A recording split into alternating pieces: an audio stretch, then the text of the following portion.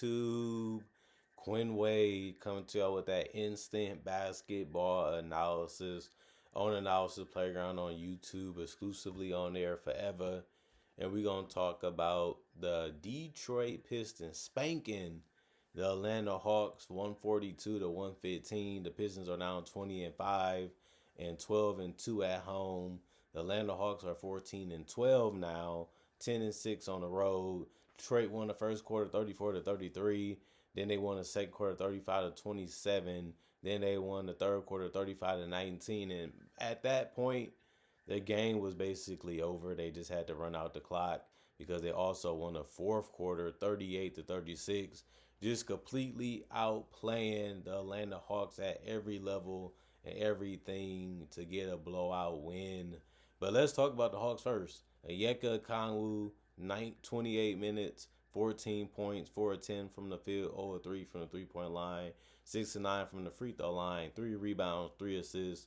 He did have 5 turnovers, 2 steals, and 4 blocks, 4 personal fouls, and a minus 20 and plus minus. He did a lot of good things for this team, took a lot of good shots, even though he missed a couple of them. Did a good job of finishing around the rim, did a good job of bringing it defensively to protect the paint, moving his feet, staying in front of guys, coming and catching guys off guard. And that's for steals too, and that's what you have to do is put the extra effort in. That's one thing you don't have to worry about. Yeka, he's going to play hard. He's going to try to find ways to impact the game at a high level, and he does that every single night for the Hawks, and that's a great thing. And he did it again tonight. Jalen Johnson, 34 minutes, 19 points, 7 to 19 from the field, 1 of 6 from 3, 4 of 4 from the free throw line. Had a triple double because he had 11 rebounds and 12 assists. He did have 6 turnovers also, and 2 steals, 4 offensive rebounds, 3 personal fouls, and a minus 25 and plus minus. He had a good game. I mean, there's nothing that you can really do to stop him. He's good at getting to the basket. He has a decent three-point shot.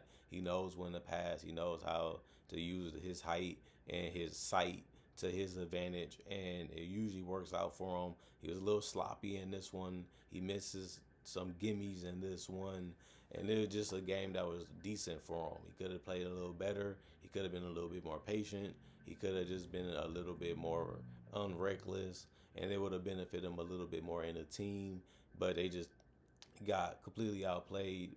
So it's just not all on him. He did as good as he could. It just they defended him well and made it difficult, and that's what the defense is supposed to do.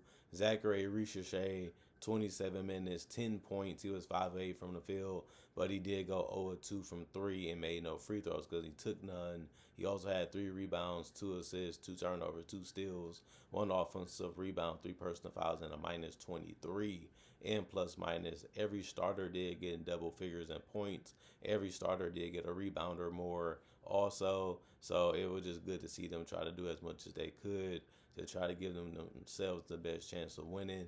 Because even Nickel Alexander Walker started, he played 31 minutes and had 22 points and shot 6 of 14 from the field, 4 of 10 from 3, and 6 of 6 from the free throw line. He also had 2 rebounds, 2 turnovers, 3 personal fouls, and a minus 21 and plus minus. I like everything he was doing offensively, besides the fact that he missed some easy ones. But other than that, he did a good job of holding the ball, creating shots, or just taking the spot up shots too. And that's efficient offense. And he also made all his free throws. So you have to be happy with that. Also, Dyson Daniels got in double figures. He had 34 minutes played and had 18 points and went 6 of 10 from the field. He missed his only 3. He also missed 2 free throws and went 6 of 8 from the free throw line. He also had a double-double because he had 10 rebounds. He also had 5 assists, 3 turnovers, 1 steal, 1 block, 3 offensive rebounds, 1 personal foul, and a minus 24 and plus minus before the game was over. He brought it defensively a little bit. He scored in spots and he tried to find a way to get to the line. It was working for him in this one.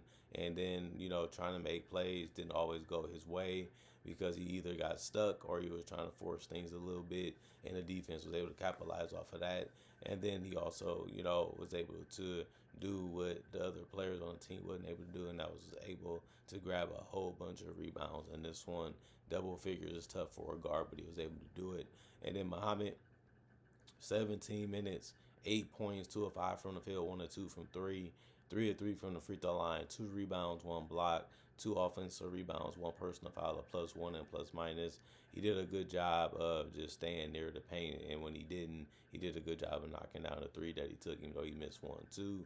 And then Asa Newell, 17 minutes. He had 10 points, 4 or 5 from the field, 1 or 2 from 3, 1 or 2 from the free throw line, 3 rebounds, 1 assist, 1 block, 2 offensive rebounds, 2 personal fouls, and a -12 and plus minus. All good looks for him. And this one, his only miss was a 3 besides the free throw. So you have to love the fact that whenever they gave him the ball, he was able to convert it and put it in the basket, and that really helped. And then Luke Kennard played 15 minutes, was 0-2 from the field. All threes was his field goals, 3 assists. He also had a -6 and plus minus, and the night was over for him. And then Keaton Wallace, 9 minutes, 6 points. You know, he can shoot the 3 ball, and he went 2 of 3 from 3, but he also went 2 of 5 from the field, which was unfortunate. But he did also have 1 rebound in the block. It was a -6 and plus minus. And then Krejci, 29 minutes, 8 points, 3 of 7 from the field, 2 of 5 from 3, 2 rebounds, 2 assists, 2 turnovers, 2 steals, 1 offensive rebound, 1 personal foul, and a +1 and plus minus. A really good game from 3, even though he did make a 2-pointer or 2, and he tried to facilitate and create some things chaotically defensively, which he did get 2 steals and got rewarded for it. Worked out for him, but wasn't enough to help the team win. The bench did a good job, though, to help out the starters. It just wasn't enough against a team like the Pistons. But they did shoot 39 to 85, 46% from the field, 11 to 36, 31% from 3, 26 to 31, 84% from the free throw line. They had 37 rebounds, 28 assists, 20 turnovers, 9 steals, 8 blocks, 13 offensive rebounds, 24 defensive rebounds, and 18 personal fouls. And then the team that won the game, the Detroit Pistons, everybody that was healthy ended up getting on the court for them. And this one, Tobias Harris, 21 minutes, 9 points, 4 of 9 from the field, 1 or 2 from 3. He did hit some good mid-range jumpers and was able to get a dunk in there too. And then he obviously hit the 3 and missed the other one. 3 rebounds, 1 assist, 1 turnover, 3 steals. And then he had 3 personal fouls and was a +8 and plus minus. He's out there for his size, his athleticism, his mobility, his floor spacing ability, and just using all that stuff to his advantage on the offensive end too.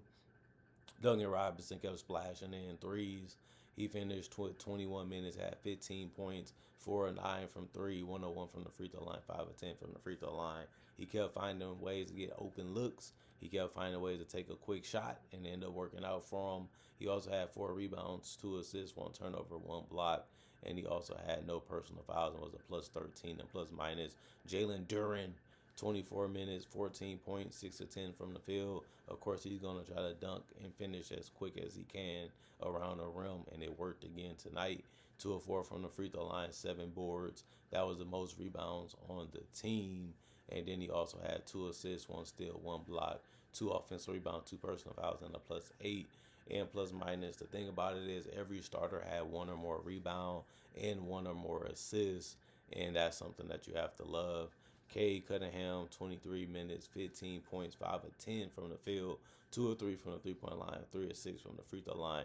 Didn't get in the paint a lot in this one. He had more jump shots from mid-range and from 3 going his way. In this one, he also had 1 rebound and only had 6 assists. Still was the most for the starters. He also had 1 turnover, 2 steals, 2 blocks, 1 personal foul, and a +8 and plus minus. He brought it defensively. He was really good at anticipation, really good at, being, fearless defensively and not letting, guys come up and do whatever they want to him and making things tough and hard for them to be able to create separation in space when he did have to guard somebody. Other than that, Asor Thompson, 21 minutes, 12 points, 5 of 9 from the field, 2 of 2 from the free throw line, 6 rebounds, 1 assist, 3 turnovers, 2 steals, 2 blocks, 2 offensive rebounds, 1 personal foul, and a +8 and plus minus. He did a good job of getting to that basket, getting to the rim, and started doing some things defensively that shows you how great he is on that end of the floor too. Just being ready to steal or being ready to catch somebody off guard. And it always helps because it can also turn into transition baskets, which it did for him. And he just takes good high percentage shots especially when he goes or near the rim. You have to love that. Paul Reed only played 5 minutes. He was finishing around the rim also. So he finished with 4 points because he only went 2 for 2 from the field. He still did grab 3 rebounds and had a turnover. 2 of them was offensive rebounds. One personal foul was a -5 and plus minus. Isaiah Stewart scored the most points off the bench. He played 21 minutes and had 17 points and was 7 to 9 from the field, 1 to 3 from the 3 point line, 2 of 2 from the free throw line.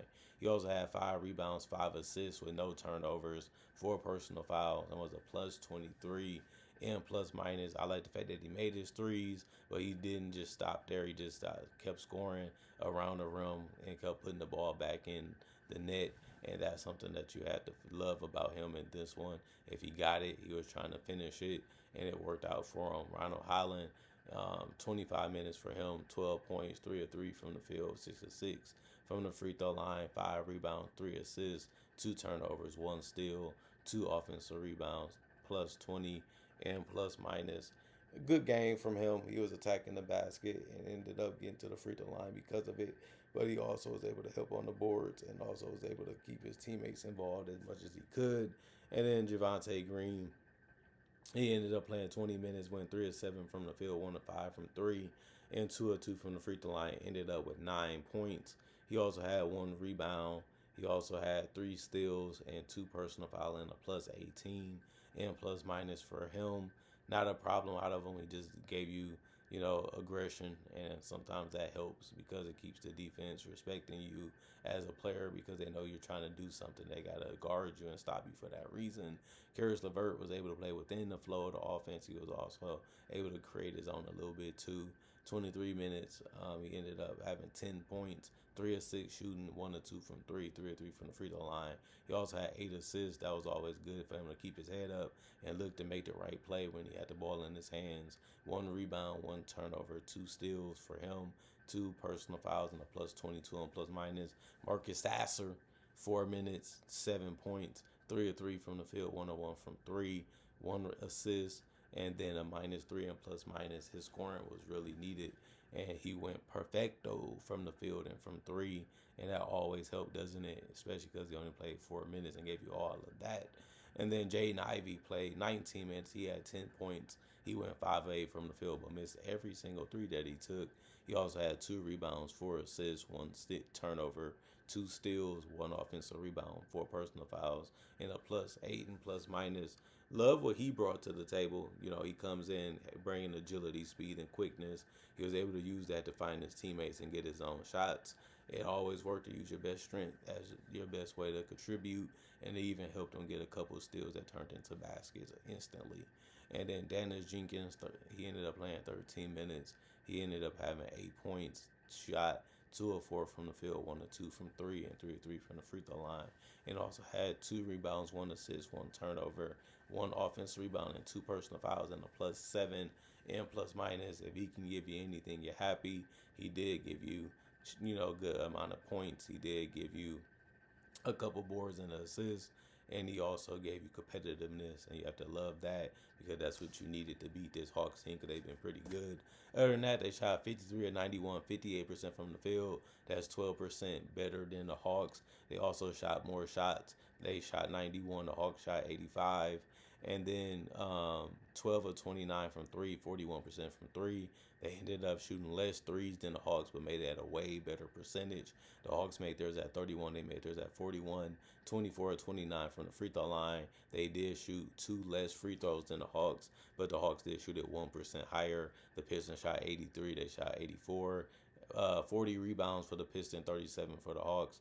34 assists from the Pistons, 28 from the Hawks, which means that the Pistons did a good job of finding their teammates for easy baskets. And then 20 turnovers for the Hawks, only 12 for the Pistons. That really helped the Pistons keep their lead and keep finding ways to pile up more points on them. And then 16 steals, which was more than the Hawks' 9. And then the 6 blocks, the Hawks had 2, which was more than the Pistons. And then 10 offensive rebounds, the Hawks had 3 more. And then they had 6 more defensive rebounds than the Hawks, and they had 24. And then 22 personal fouls, while the Hawks had 18. The Pistons committed more than the Hawks. Hawks, and it led to more free throws. Other than that, good game, quality game, fun game, and this was a game to watch to show you how good the entire team of the Pistons is. Not just Cade, he has a good supporting cast, and they're still developing to become a great supporting cast. And you can say, well, Quinn, they only lost 5 times. They have a great record, but a lot of those guys weren't healthy. A lot of those guys weren't playing a consistent amount of time, getting consistent amount of minutes. Now we're starting to see what they really are and what they really can be. And it's scary because a lot of these guys are still not done developing. They still haven't built the best chemistry yet because of the injuries and guys being in and out. And now we're seeing this team become who we thought that they could be based off what we seen last year. Although they did change some things on their roster last year, they still have a lot of the same core that was there. And, we're going to see how good this team really is as the season continues. And hopefully they stay healthy so we can see that too. Other than that, I also would say the Hawks, they've been staying above 500 without Trae Young. He's the master of this team so far this season. But Jalen Johnson has shown that he's willing to do any and everything to help his team win. He fell short, and this one wasn't his most efficient night, but he did have other guys out, and the Pistons just had too many ways to score and too many ways to attack. He did all he could. His teammates, they tried to defend, they tried to bring it, they tried to score with them. The Pistons just was better than they were tonight, and that's all you have to do to get the win. Other than that, comment, like, subscribe, share it, the notification bell to get the analysis when it first come out. I also do conversation videos just like this, but about various NBA and basketball only topics. I also do breakdowns, real footage of legends, current legends, rookies, and also future stars. I also do my draft and draft coverage too. Plus, on top of that, I got over 4,000 videos already on my channel that you can watch right now, and it's all for free. Not only that, I also try to upload videos throughout the day and every day to give y'all something to look forward to and something to watch each and every day when I'm living and I'm alive. Other than that, y'all stay blessed up. Y'all stay good. Thanks for appreciating the content for what it is. Thanks for continuing to come back and watch and check out this channel and caring about it. And thank y'all for continuing to be blessed and be good and being nice and lovable fans and respectful fans to me. And I appreciate it. I make all this content on my own, so I'm happy that people actually want to see it and actually want to watch and really care and want to know what I think about this beautiful game that we share common interest in, which is basketball. Other than that, I'm going for now. See y'all later today, hopefully with more analysis.